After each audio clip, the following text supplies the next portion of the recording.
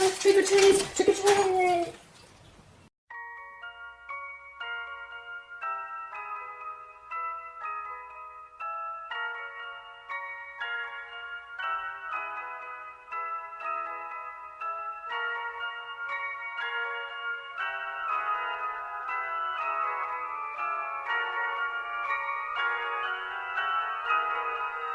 Nope.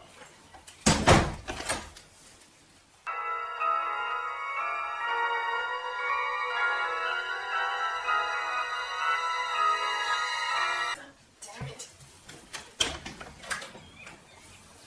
Bring it inside, but that's it. Nothing else.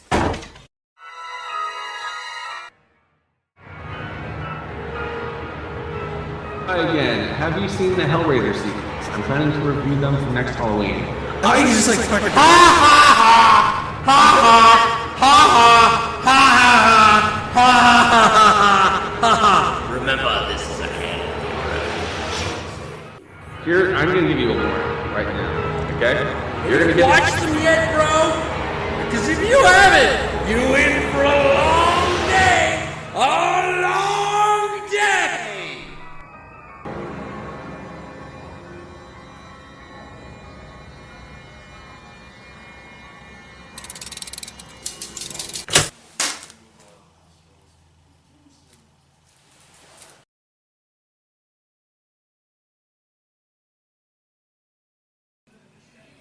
No tears, anyone.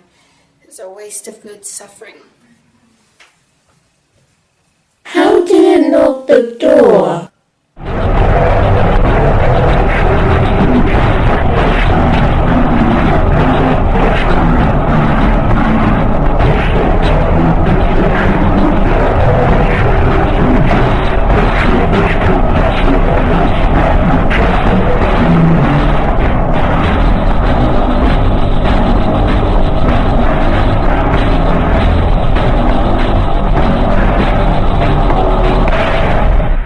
Sup everyone, I'm Physicist, and this is Noughtie, taking back the good, bad, and forgotten of the millennium.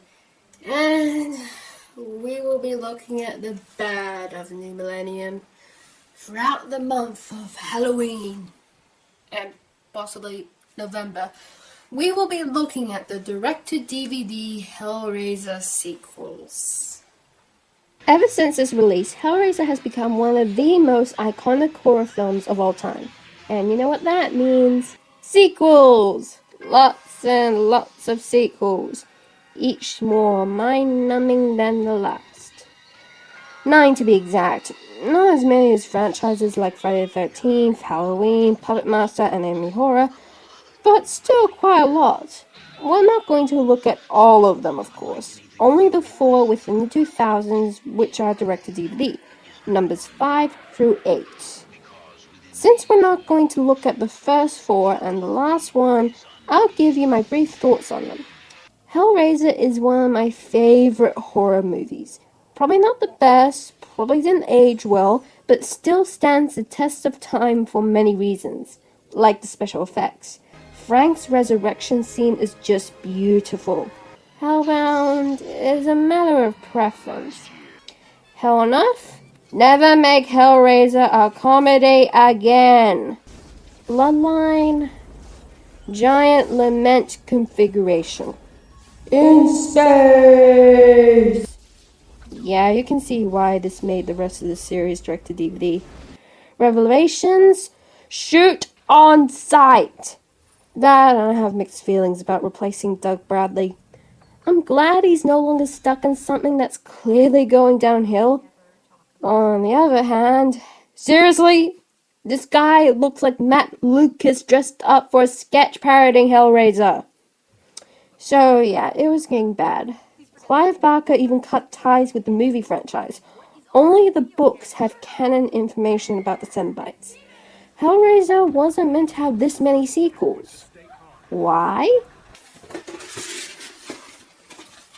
Cenobites are slashers! Ever since the first film, the studios have been trying to market the franchise as a slasher series. They changed the title from The Hellbound Heart to Hellraiser to make sure potential audiences don't mistake it as a romance film. The lead Cenobite is the main focus of the advertising, and his slasher-sounding nickname Pinhead became canon in the sequels. But here's the thing. They weren't the antagonists in the first film. Frank and Julia were. The Cenobites were just the cause and their demise. You could say the in-universe reason in general why slashers get so many sequels is their anger bringing them back, even from the grave. Going after everyone who fought them as revenge, or just plain everyone. Their rage literally fuels them. In fact, this has been deconstructed and explained in Hack Slash, saying slashers are the descendants of some test subjects and followers of this mad philosopher that he resurrected with black ambrosia in order to punish and kill the children of Dionysus, capable of literally resurrecting themselves with their rage. Cenobites have no emotions. They were mutilated and brainwashed human beings, stripped of their emotions to deliver torture when summoned. Pretty difficult to get them to keep coming back when they have no drive to. I know Michael Myers and Jason Voorhees are kinda emotionless, but you could say there's some sort of boiling rage deep down pushing them to do what they do. But the Cenobites? None. The only way to bring them into sequels is by summoning them. They're literally Hell's dominatrix delivery service. What do you think inspired their look? That means the filmmakers would have to figure out stupider ways to keep bringing them back in every sequel. I mean, suspension of disbelief kinda dwindles when you see someone naively opening such an evil-looking box for the 9th time. So yeah, you better have such sights to show you. Here's Hellraiser Inferno. So we begin with that. A staring contest we didn't know we were taking part in, apparently. Actually, this cop, Joseph Thorne, is playing chess in a basketball court. As you do. I mean, I always find it easy to play mahjong while in the middle of a soccer field. Thorne is basically a snobby, I'm better than anyone else detective, obsessed with riddles. You can even hear the douchiness oozing through his narration. He even makes his comedy relief solve riddles. Yeah, that'll make you everyone's favorite. He's been sent in to investigate what seems like a ritualistic murder of Thorne's old classmate, who he admits with utter smarminess wasn't a friend, and that he and the basketball team bullied him a lot in high school. He doesn't even sound the least bit guilty. Makes me feel dirty to use any clip with Adam Sandler, but this one seems appropriate. What an asshole! Anyway, we already know some serious Cenobite shit went down, but he doesn't exactly know what's going on until he finds the lament configuration under a candlestick. A candlestick that happens to have a candle with a child's finger inside. He looks over the evidence, stealing some of the victim's money while he's at it. What an Been there, done that, I feel dirty. The movie decides to show how much of an asshole he is by having him return to his home of slow motion and weird angles to check on his wife and daughter before going out to get himself a hooker. We get it, movie. He's a big enough douchebag to justify everything the Cenobites will give him, tempting me to just repeat this clip over and over again for the entire review. Remember, the Cenobites aren't slashers. You can't just make them the cause of some karmic punishment whenever someone indulges their vices, because they don't see what they're doing as a punishment. They see pain as pleasure. Their victims are those who seek pleasure, or just come across the box by accident. Take a look at Kirsty. She did nothing wrong, yet she became a target of the Cenobites simply because she messed with the box. Sure, Frank received some ironic punishment since he always sacrificed everything for pleasure and got the box to have the ultimate BDSM experience. But the Cenobites weren't torturing him for the sake of karma and to teach him a lesson. They were doing their job. They gave him what he technically wanted. He just didn't realize they would go way beyond what mere humans can handle. Meanwhile, Fawn is a protagonist of a Tales from the Crypt episode. Meanwhile, in the bathroom of unnecessary quick dissolves, Fawn solves the box just because he likes puzzles. I swear, my reason for opening the box is more developed than his. After opening the box, he goes out of the bathroom and finds himself in a child's bedroom. Does he have some repressed pedophilic urges that the Cenobites are trying to tap into? He goes out of the bedroom and comes across a pair of identical Cenobites that really want to grind on him. Bit tame for the Cenobites, but okay. In fact, these Cenobites look pretty tame themselves. Way more emphasis on looking feminine than terrifying. Their faces look a little more alien, or at least a little more like prototypes of the Silent Hill nurses. In fact, everything viciously mutilated on these Cenobite dominatrixes are below the chest. Well, okay, they do touch the inside of Fawn's chest, but that's still tame for the Cenobites. He goes after the cries of a child before coming across Shadow's half-brother. Just when it was becoming the first John Waters movie starring Doug Bradley, Fawn wakes up. You're telling me I went through all that mental anguish over a dream? What a cheat!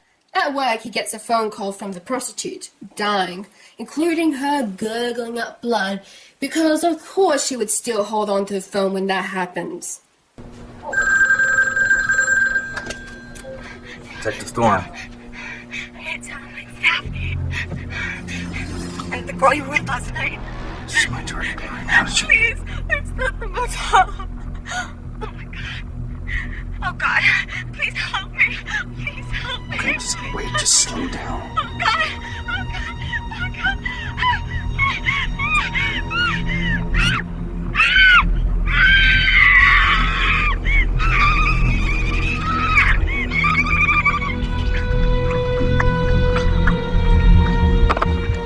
Personally, I think it would have been more effective if this happened. Detective Thorne. Do you like scary movies? He goes to the motel room along with his obligatory comedy relief, both finding the prostitute killed in the bathroom. He asks the comedy relief to help him, knowing he could be seen as a suspect after what happened the night before, so they get rid of any fingerprints he left behind. Without the comedy relief knowing, he left behind some clues that would frame the comedy relief. They find another child's finger, which of course means it was a so-called serial killer. Thanks to some changes to the fingerprint search, the fingerprints on the box, I mean, not his or the child's, especially not the child's, no fingerprints, he finds a suspect, a body piercer. He even made body piercings and alterations part of the fingerprint owner search changes. Let's put think sadists and body piercers are the same thing on his list of assholiness. Turns out the first murder victim stole the box from the body piercer since he couldn't afford it, and knows someone or something called the engineer, the box belonging to him first. He also sees that the Cenobite chicks are his tattoos, ruining the suspense by actually moving. Maybe he has the same tattoo artist as Harpo Marx. Meow! But it was just his mind messing with him. He questions his pedophilic ice cream man / drug dealer a bit about the prostitute, trying to find out if the prostitute's pimp has any connections to the engineer. He beats out of the drug dealer that he only heard stories about the engineer killing people and sending gifts. Basically things belonging to the victims to their loved ones, including body parts.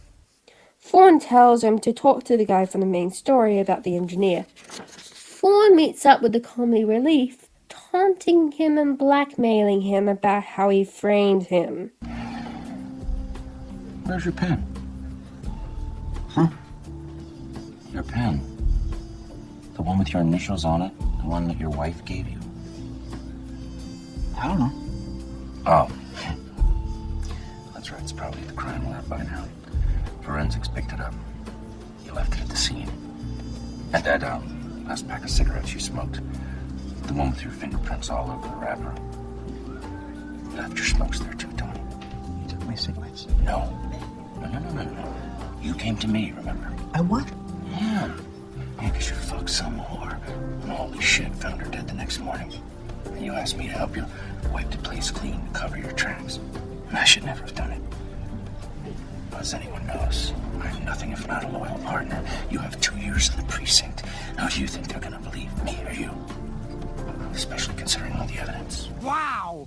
That was pretty brutal even by my standards. A little boy gives Fawn a videotape from the engineer, the torture of the drug dealer, done by a Cenobite. He shows it to the precinct, showing them nothing. Because of that, the commissioner sends him to the counselor. He reschedules a therapy session to work again and starts seeing things, until the cops found the drug dealer, exactly like in the video. They check the voicemail, a message from the guy from the drug dealer's story telling him to find some specific guy with a name I can't pronounce at a poker place in the woods. Thinking that guy could be the engineer, Fawn and the comic relief go there. That guy, a cowboy, only knows the engineer, telling him it's all a game. Fawn sees Slenderman's long-tongued cousin once again and goes after him, seeing more and more of the PG-rated Cenobites along the way. Or maybe he's just in Silent Hill. We'll explain all the fog.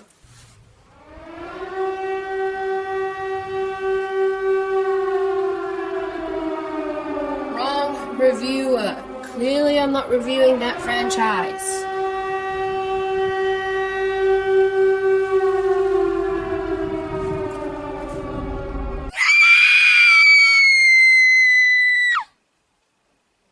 But it's not the Cenobites that get him. No. Just kung fu fighting cowboys. Hold up. Should I? It's a bit too obvious and kind of cruel. Oh well, I already hate the guy. Why not?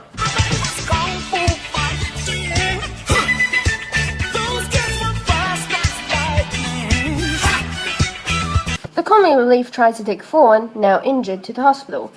But instead Fawn goes to the counselor. Since he kept seeing Cenobites, he thinks he's going insane. He demands to know if the counselor knows anything about the engineer.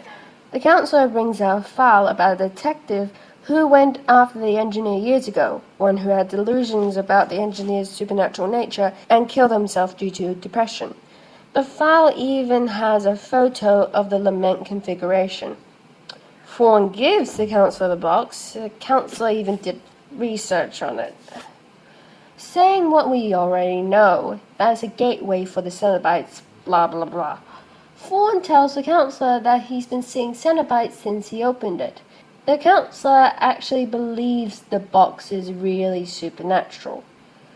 A psychiatrist that doesn't accuse the protagonist of being crazy. Allow me to put on my skepticals. Whoop! Fawn returns home, his wounds treated by his wife. But his mum calls, saying the engineer is there. As soon as he gives his wife a gun, he goes to his mum at her retirement home, hospital, whatever. His mind seems to be messed up, seeing the...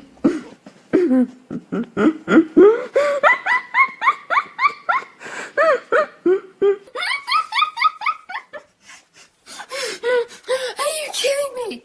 That's supposed to be terrifying. Those rubbery cheeks. What? Is he Jack Nicholson's Joker's dad? The director's also the director of Doctor Strange, right? Well, you are now my first pick for a Mr. Sardonicus remake. Well done. Miss, you shouldn't blame the director for the makeup. Fair enough. Who was the makeup artist? Oh yeah, that makes sense. He gets to his mom and dad's room and finds a door to the same child's bedroom from his nightmare, stuck inside and hearing the Cenobites get to them. And then he wakes up. You're telling me I went through all that... No. Just because the movie repeats itself doesn't mean we have to. He doesn't repeat everything again, but he does go to the hospital retirement place. For realsies this time.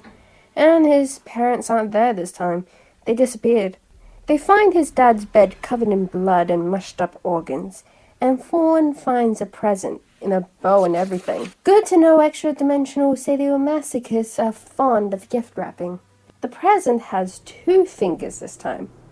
Why are we so worried about the engineer? He seems like such a generous fella. It also has a card telling him to go to Halfway Lane. The comedy relief gets to him before he could, and, of course, thinks Fawn was the murderer all along. Fawn gets away to Halfway Lane, finding an abandoned room with a telescope and a phone. Looking through it, he sees the comic relief himself tied up and killed by the engineer, or a Cenobite lackey of his. The engineer calls him on the phone, though, telling him he'll kill 4 more people. 6 fingers, 6 murders, and all that. And he tells him to go home, and he does, with a shotgun. Dude, you're never going to be Ash Williams. No one can be. Even he has better standards. He finds his wife and daughter freezing, now in that hallway of glittery snow from his dreams. And look who it is, the not-so-skeptical counselor is there, as though he knows what's going on. I wonder what he's doing there. Nothing suspicious, I hope. Once their CGI pieces fall apart, the oh-so-trusting counselor tells Fawn that the police found a child's finger in the comedy relief's mouth, which does have a fingerprint this time, Fawn's, and the home the engineer meant was Fawn's childhood home, the one in his dreams.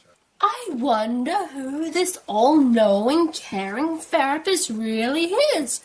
It's so befuddling. Now let's see who he really is.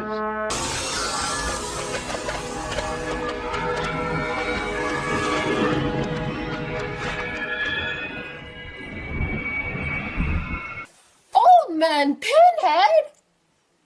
Yeah, I called it. Also, really, CGI nails for the transformation. He could have had such an amazing, beautifully gory practical effect. Remember your roots. Whatever.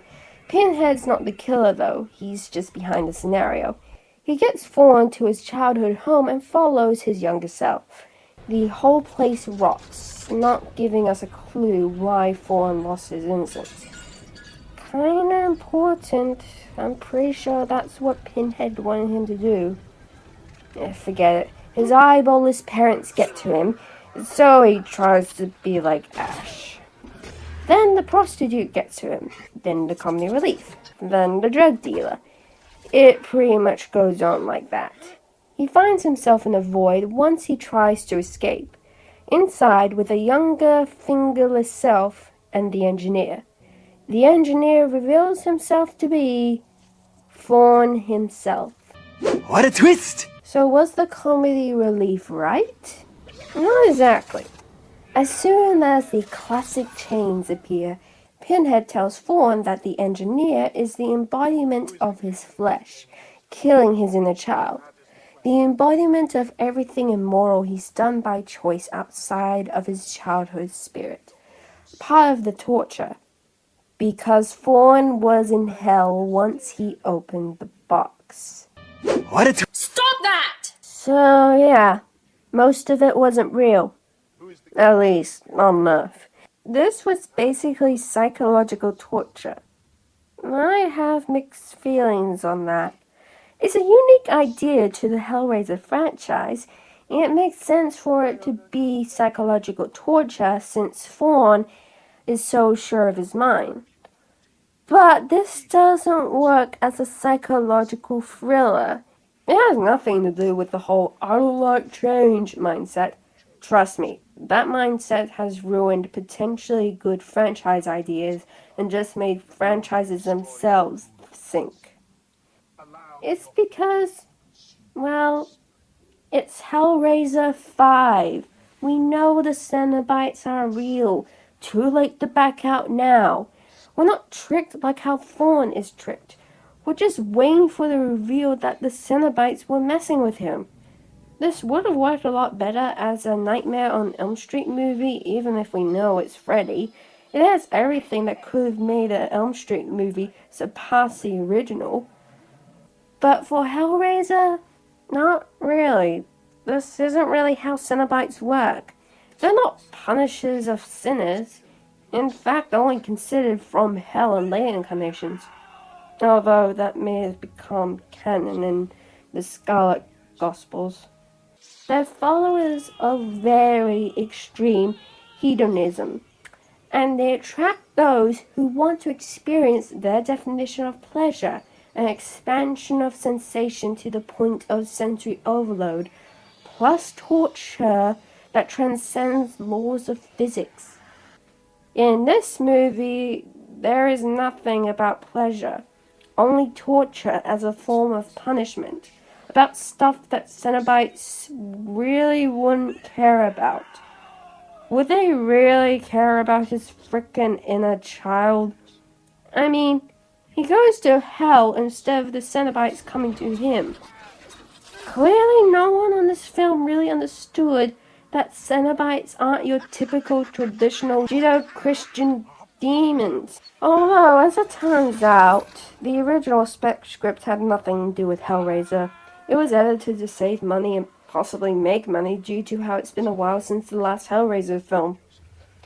So yeah, it makes sense why Cenobites don't act like Cenobites.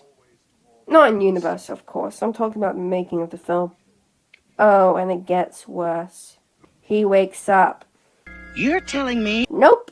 Just when it seems like everything's fine, the day repeats itself all over again. Enough!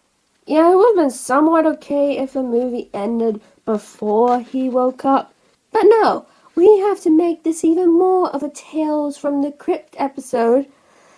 The whole, don't be like this man, he's in hell now and facing everything that's wrong with him thing.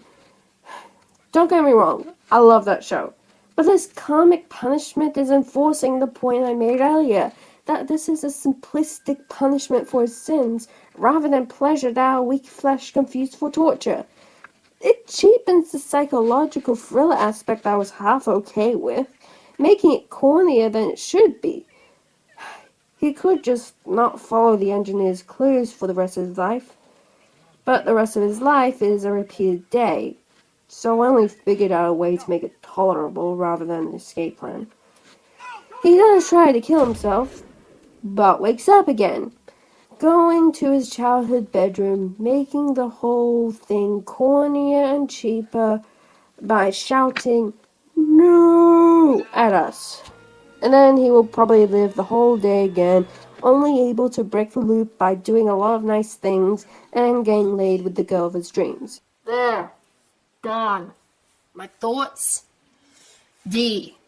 One of the better Hellraiser sequels, which isn't saying much. I mean, even after Hellraiser in Space, they managed to bring the series tone back.